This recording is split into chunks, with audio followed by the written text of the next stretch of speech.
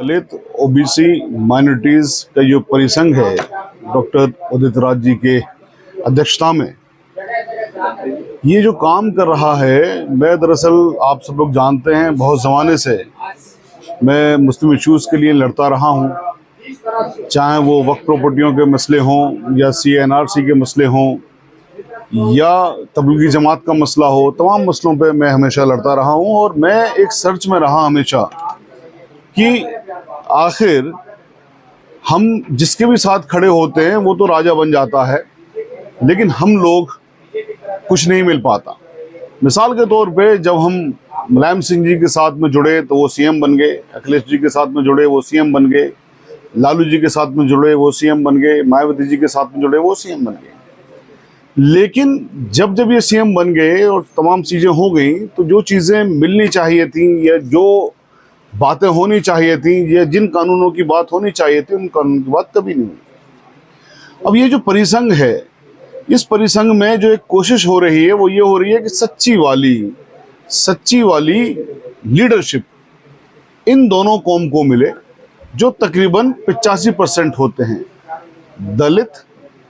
OBC और minorities मिलके इस देश में 85% है। लेकिन जब ये आवाम 85% आवाम जिसको भी नेता बनाती है, वो नेता बनने के बाद में खुद तो राजा बनता है या उसके बच्चे रिश्तेदार राजा बन जाते हैं, लेकिन आवाम ऐसी की ऐसी रह जाती है। अब यहाँ पर जो हमारे सामने चीज़ें हैं, डॉक्टर उदित राज जी ने अपनी तमाम कुर्बानियाँ दी, अपने एक लीडरशिप को खुद को पैदा किया,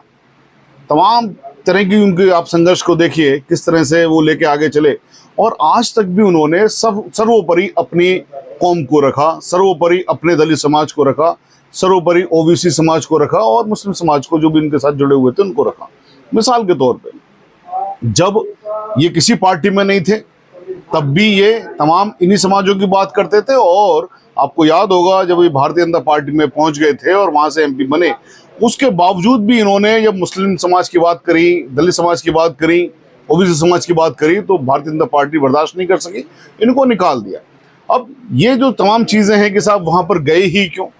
ये अपना आप में एक क्वेश्चन है। तो आदमी क्या होता है कि ये चीज़ें सोचता है कि हो सकता है कि साहब मैं अपनी कौम का उत्थान कर लूँ, मैं अकेले नहीं कर पा रहा। तो यहाँ पर कौम की भी गलत बात होती है, अन्य समाज की भी थोड़ी सी गलती है कि समाज ने जो ठगी लोग हैं उनको तो नेता बनाया, लेकिन समाज ने उन लोगों को नेता नहीं बनाया जो लोग हकीकत में समाज का उत्थान करना चाहते हैं, समाज का फायदा करना चाहते हैं। ये बड़ी विचित्र सी बात है। अब यहाँ पर ये देखिए आप कि ये जब कांग्रेस में आए तब भी ये यहाँ पर इन्हीं तीनों चीज़ों के लिए बात करते रहे और आज भी इनका जो रात दिन की मेहनत है और हम भी जो इनके साथ में जुड़े हुए रात दिन की मेहनत है, वो मेहनत यही है कि दलित, ओबीसी और मुस्लिम समाज के लिए यानी माइनॉरिटी समाज के लिए कैसे उत्थान कर सकें, कैसे उसको राजा बनाने का काम कर सकें।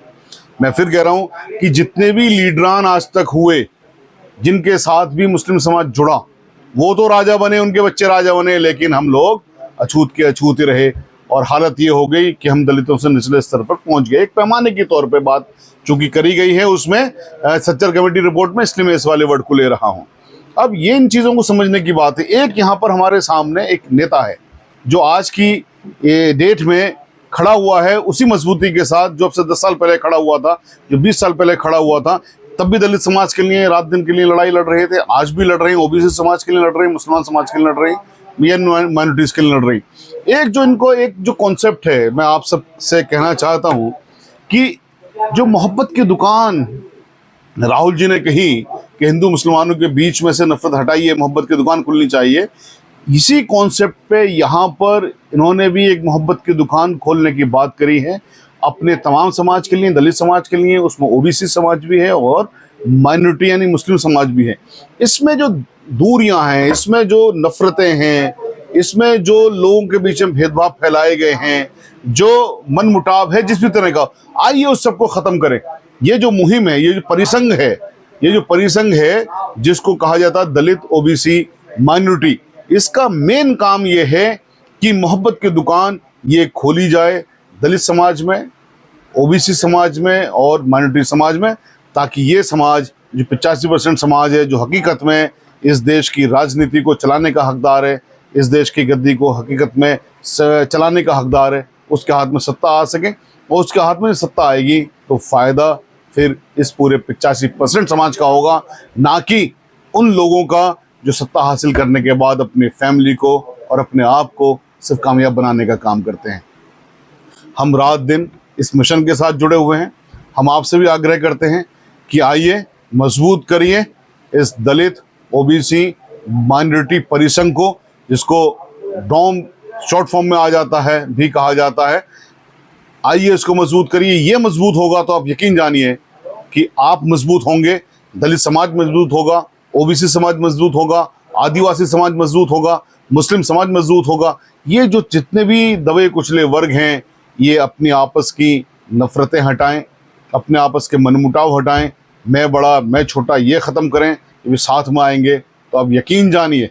इस देश की राजनीति बदलेगी, और इस देश को जिस राजनीति की ज़रूरत है, इस देश को जिन लीडरान की ज़रूरत है, खुदारा उन लीडरान को पहचानने का काम करें। शुक्रिया।